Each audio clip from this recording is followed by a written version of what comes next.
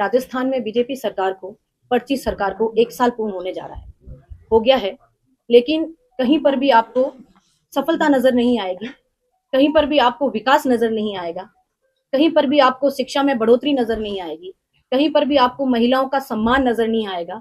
युवा बेरोजगार घूम रहा है, युवाओं को रोजगार नहीं मिल पा रहा है।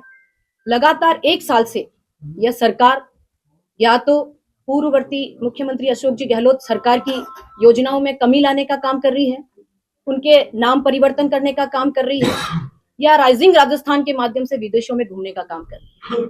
आप देखिए, जब 23 में चुनाव थे तो प्रधानमंत्री मोदी जी आते हैं, कई वादे करके जाते हैं, किसानों की सम्मान निधि बढ़ाएंगे, युवाओं को हर वर्ष 1 लाख नौकरियां देंगे, महिलाओं का सम्मान होगा, महिलाओं की जो योजनाएं हैं, चाहे शिक्षा के क्षेत्र की हो, चाहे उनके रोजगार की क्षेत्र की हो, हम उसको बढ़ाएंगे। किसी भी बात पर बीजेपी सरकार सफल नहीं हो पाई है, क्योंकि सरकार और सरकार के नुमाइंदे सरकार नहीं चला रहे हैं, सरकार दिल्ली से चल रही है। जब पर्ची सरकार वहां से आए हुए बातों को जनता पर थोपेगी तो कैसे सरकारें चलेगी। आप देखिए, हम बात करें किसानों की तो किसानों की सम्मान निधि में कोई प्रकार की बढ़ोतरी नहीं हुई है, 12,000 रुपए बढ़ाएंगे, युवाओं को हर वर्ष 1 लाख नौकरियां मिलेगी, महिलाओं के रोजगार को हम उन्नत करेंगे। तो ये किसी प्रकार का कोई सफलता हमें इस बीजेपी सरकार में नजर नहीं आ रही है।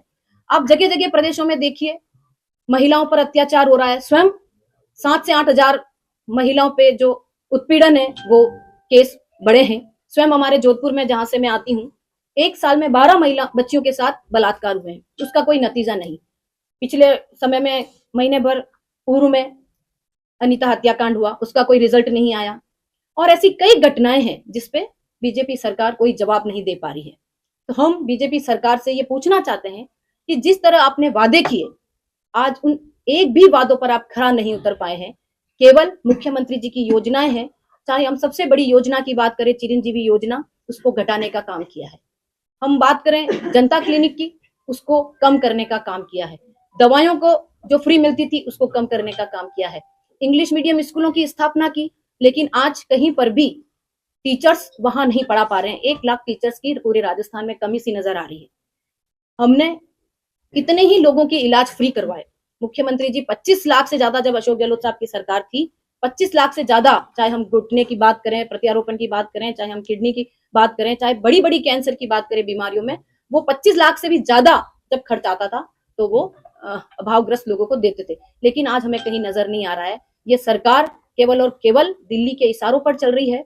इस सरकार को हम ये बताना चाहते हैं आज इस प्रेस वार्ता के जरिए कि साल भर में जो आपने किसी भी प्रकार के राजस्थान को विकास की ओर नहीं लेके गए हैं, एक भी सुदृढ़ योजना आपने नहीं बनाई है। ये क्या कारण है कि जनता ने आपको चुनकर भेजा है बड़े विश्वास के साथ, तो आप जनता के साथ किस तरीका का धोखा कर रहे हो, ये बीजेपी पर्ची सरकार, भजनलाल सरकार को बताना होगा कि आप हर एक योजनाओं का केवल नाम बदलने का काम कर रहे हैं, नई योजनाएं नहीं बना रहे हैं आपको, जबकि नई योजनाएं बनानी चाहिए। और हमेशा ये होता है कि जब एक सरकार योजना बनाती है तो उसको आगे बढ़ाने का काम जब कोई दूसरी सरकार आती है तो वो करती है। लेकिन राजस्थान में ये कहीं पर भी नजर नहीं आ रहा है। साइकिलों के रंग बदल देंगे, अरे आप कुछ नया लाइए, लैपटॉप में कमी कर देंगे। तो इस तरीके की सरकारें कैसे चलेगी जब जनता से आप आंख मिचौली करेंगे, काम नहीं करेंगे, धोखा करेंगे और हर समय केवल और केवल वादे। क्योंकि ये सरकार जब 2014 में भारत में बनी थी, मोदी और शाह की सरकार, तो केवल जुमलों से और वादों से बनी थी। एक भी वादा उन्होंने पूरा नहीं किया। चाहे हम बेरोजगारी की बात करें, 2 करोड़ नौकरियां देंगे, 15 लाख खातों में आ जाएंगे, भ्रष्टाचार खत्म हो जाएगा। आप देखिए किस तरीके से ये लोग वादों के बलबूते पर सांप्रदायिकता फैलाकर, धर्म के नाम पर भाई को भाई से लड़ाकर सरकार पर बैठे हैं। लेकिन भारत का विकास नहीं कर रहा है, भारत कहीं विकसित नहीं हो रहा है। भारत कहीं पर भी आपको लड़ाई झगड़े आपको नजर आएंगे। चाहे हम मणिपुर की बात करें, महिलाओं पर किस तरीके से अत्याचार हुआ, या हम किसी भी प्रदेश में चले जाएं, आज गृह मंत्री और प्रधानमंत्री को मणिपुर जाने की फुर्सत नहीं है। आप विदेशों में जा रहे हो, लेकिन एक अपनी बहन, एक अपनी बेटी से उसका हालचाल पूछने नहीं जा रहे हो। ये बड़ी शर्मिंदगी की बात है कि जो भारत के प्रधानमंत्री, उसको बहनों की और बेटियों की कोई फिक्र नहीं है। आप सदन में जो हमारे देश के गृह मंत्री है, परिवार का जब गृह मंत्री होता है, होम मिनिस्टर होता है, वो पूरे परिवार का ध्यान रखता है।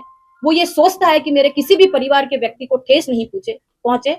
और यहाँ भारत के गृह मंत्री, हमारे संविधान के निर्माता बाबा साहब अंबेडकर के खिलाफ इतनी बड़ी गलत टिप्पणी कर देते हैं कि आज पूरा भारत देश, हर एक भारत देश का आदमी शर्मसार हुआ इस टिप्पणी से। उनको शर्म आनी चाहिए। जो देश का संविधान है, भारत देश का संविधान, जो पूरी दुनिया में विख्यात है, और इसी कारण आज भारत एक और अखंड है।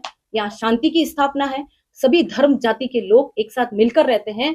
हम सभी कांग्रेसी कार्यकर्ता मिलकर जिस तरह आज पैदल मार्च किया कांग्रेस कमेटी के तत्वाधान में, उनसे इस्तीफे की मांग करते हैं और ये मांग करते हैं कि आप भारत की जनता से माफी मांगे, क्योंकि आपने ऐसे एक महान नेतृत्व का अपमान किया है जिसने गरीब असहाय लोगों को आगे बढ़ाने का काम किया, उनको एक लाइन में खड़े करने का काम किया। हम सब मिलकर अमित शाह जी से ये तो कहेंगे कि आप इस्तीफा दो, बल्कि सदन में बैठे अध्यक्ष और प्रधानमंत्री का यह दायित्व बनता है कि उसे इस्तीफा मांगे, कि जो भारत का जो अपमान हुआ उनको भी सहन नहीं होना चाहिए। जब प्रधानमंत्री आदमी बन जाता है तो सब लोगों के लिए होता है, न कि अपनी पार्टी का एक प्रधानमंत्री होता है।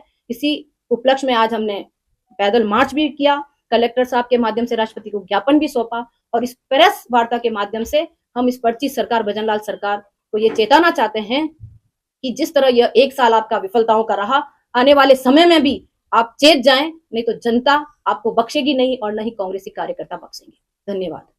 अभी फिलहाल उपचुनाव हुए, उपचुनाव के अंदर जनता ने फिर आपको नकार दिया। जहां आपकी सीटें थी उतनी सीटें भी आप वापस नहीं ले पाई, एक सीट से आपको संतोष करना पड़ा। देखिए, ये जिस तरीके से राजस्थान में ये लोग आए और मंत्री जी और कहते हैं कि व्यवस्थाएं हमारी है, सत्ता हमारी है, हम देखो कैसे जीतते हैं, तो इनके पास सारे हथियार हैं, सत्ताएं हैं, ये उसका दुरुपयोग करती हैं और उससे शासन लाती है। कांग्रेस पार्टी कभी भी दुरुपयोग नहीं करती है। हमें पूर्ण विश्वास है कि कहीं ना कहीं ये अपने सत्ता का उपयोग करके सीटें लाने का काम करती है। आप आने वाले समय में देखिएगा किस तरीके से जनता त्रस्त होगी और कांग्रेस पार्टी आएगी। बीजेपी तो बार-बार आरोप भी लगा रही है, फोन टेपिंग तक किया, पूर्व सीएम अशोक गहलोत ने फोन टेपिंग की, उनके जो ओएसडी थे लोकेश शर्मा, उनको सरकारी गवाह तक बना दिया। देखिए, बीजेपी का काम है साहब, जिस तरह उन्होंने सत्ता गिराने का काम किया, कितने बड़ा आप देखिए जगह जगह पर, लेकिन यहाँ कांग्रेस पार्टी मजबूत थी, हमारे विधायक मजबूत थे, इसलिए वो सत्ता को गिरा नहीं पाए। अशोक गहलोत जी के नेतृत्व में एक मजबूत सरकार बनी थी, इसलिए वो आरोप और प्रत्यारोप करते रहते हैं।